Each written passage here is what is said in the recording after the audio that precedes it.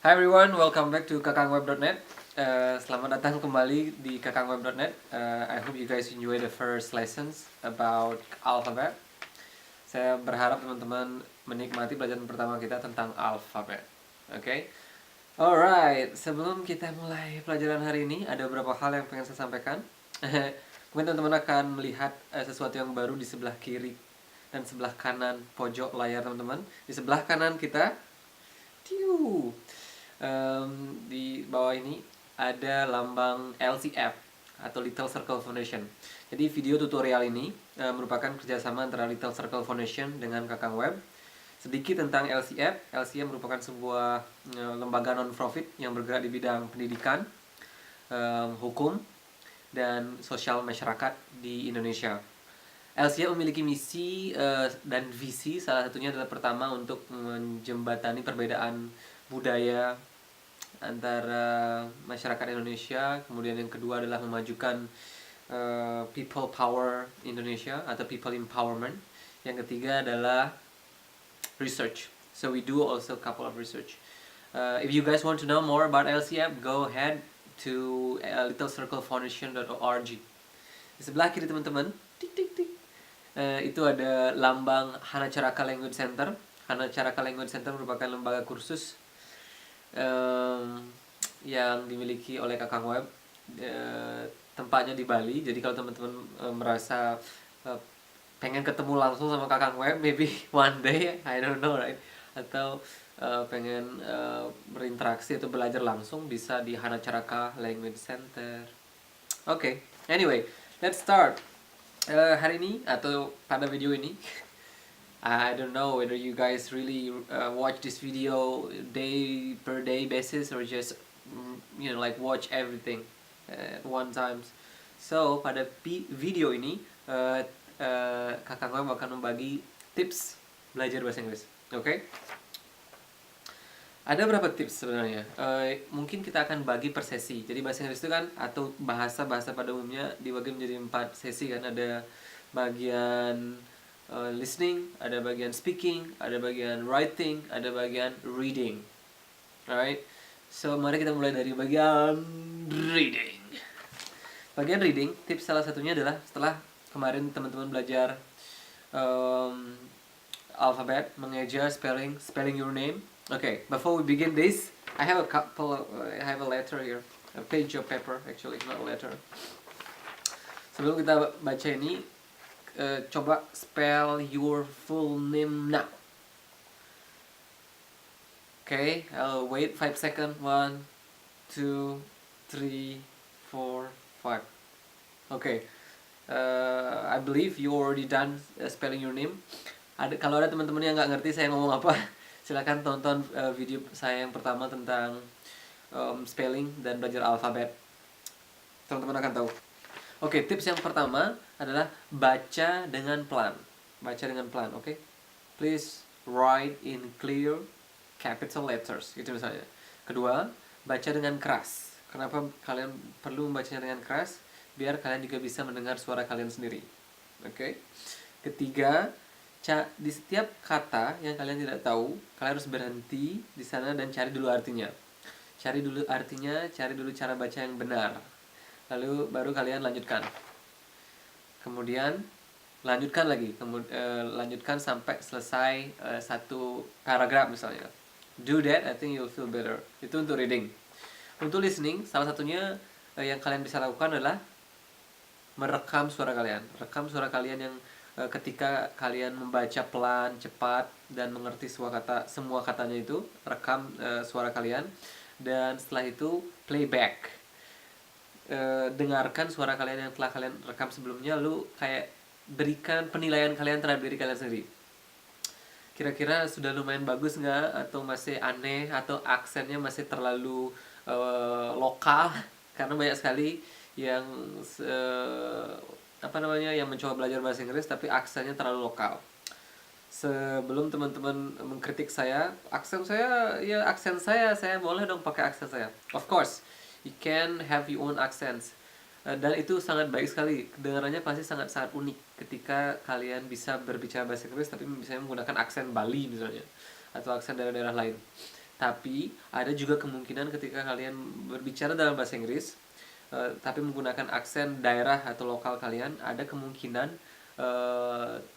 bahasa kalian atau dialek kalian, aksen kalian tidak bisa dimengerti oleh bule misalnya atau teman-teman kalian dari negara lain. Kenapa tidak bisa dimengerti? Karena dialek itu yang membuat bahasa Inggris kalian tersamar gitu.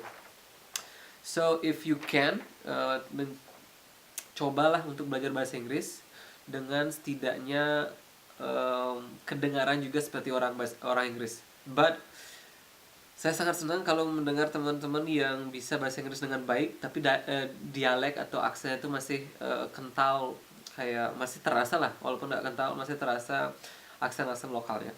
So ya, kedua yang kalian bisa lakukan untuk listening, ini juga listening dan reading, adalah dengan menonton movie. Oke, dulu 3 tahun yang lalu, ya something like that, 3 tahun yang lalu saya punya teman dari Jepang namanya Eri.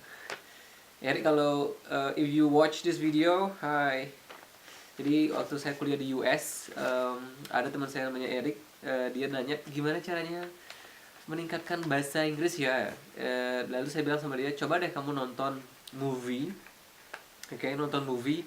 Tapi triknya adalah ketika kamu nonton movie, jangan menggunakan subtitle bahasa nasionalmu. Jadi kalau misalnya dia waktu itu jangan menggunakan subtitle bahasa Jepang. Untuk kalian, jangan menonton movie Hollywood misalnya kan, jangan menggunakan atau berusaha untuk tidak menggunakan subtitle bahasa Indonesia, tapi gunakanlah subtitle bahasa Inggris. Oke, itu aturan pertama. Aturan kedua, pada saat pertama kali menonton movie, jangan menonton movie-nya, tapi menonton subtitlenya. I know, this is serious, but this is serious. Kenapa? Jadi kayak gini, ketika kalian baru nonton pertama, semua kata-kata dalam subtitlenya itu harus kalian kuasai. Jadi bagaimana caranya? Setiap kalian menemukan kata-kata yang tidak, ini dari pertama ya, dari baru pertama movie-nya mulai. Setiap kata-kata yang kalian tidak ketahui, kalian pause movie-nya, kalian pause, kalian pause movie-nya, kemudian kalian tulis kata yang kalian tidak tahu, cari di dictionary, cari di I don't know electronic devices, lalu catat artinya, tulis cara bacanya. Oke, lakukan ini sampai movie-nya selesai. Saya tahu ini mungkin akan memakan waktu kurang lebih 3 jam untuk satu movie, untuk menganalisa subtitle movie. Lakukan itu. Kalau semuanya sudah, semua katanya kalian sudah tahu, semua kata yang sebelumnya kalian tidak tahu, sekarang kalian sudah catat kan, kalian sudah buat list, kalian sudah ada artinya dan lain sebagainya. Pelajari itu selama mungkin 30 menit sampai 1 jam. Setelah kalian memiliki gambaran yang baik sekali terhadap list vocabs kalian yang baru itu, baru tonton movie-nya. Sekarang akan terasa sekali perbedaannya ketika kalian tadi yang menonton movie, walaupun agak tidak menonton movie sebenarnya, waktu pertama kali percobaan itu kalian menonton movie dengan banyak sekali kata yang kalian tidak tahu, dengan sekarang kalian menonton movie yang semua katanya kalian sudah tahu. Walaupun masih tetap belajar, but it will really help you. Pertama itu akan membuat kalian belajar reading dengan reading subtitle. Kemudian listeningnya adalah kalian mensinkronkan apa yang kalian dengar, aktor atau aktrisnya ngomong kan, kemudian kalian sinkronkan dengan apa yang kalian baca. It really helps you. I promise. Kemudian setelah itu adalah kalian nikmati.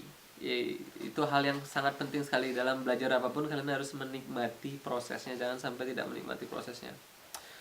Hal ini penting karena selain kalian untuk belajar bahasa Inggris, ada juga banyak sekali sebenarnya, ada kayak film-film komedi luar negeri yang sebenarnya joke-nya itu tersimpan dari permainan kata. Jadi kalau misalnya ada di bioskop, ada orang yang misalnya si A orang yang mengerti bahasa Inggris banget, bahasa Inggrisnya fluent, kemudian si B yang lumayan ngerti bahasa Inggris, ada kemungkinan besar kalian akan menemukan kondisi misalnya ada joke, ada lelucon di movie itu, si A ini tertawa terbahak-bahak, kemudian si B ini diam.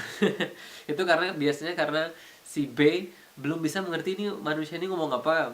Biasanya yang kalau misalnya kita bisa tangkap kan kayak lelucon yang deskriptif, yang terlihat misalnya dari jatuh atau pokoknya gerakan badan lah. Tapi kalau misalnya leluconnya itu permainan kata, ya itu susah kalau kalian nggak mengerti bahasanya. So itu untuk listening dan reading. Selain itu, dari nonton movie kalian juga bisa belajar culture orang-orang barat, gimana penutur-penutur asli bahasa Inggris, gimana culture mereka dalam menggunakan, bagaimana mereka menggunakan bahasanya, dan lain sebagainya. Oke? Untuk writing, saran saya adalah kalian bisa menulis minimal 3 paragraf setiap hari. Tulis misalnya apa yang kalian lakukan hari ini, apa saja yang kalian sudah pelajari hari ini,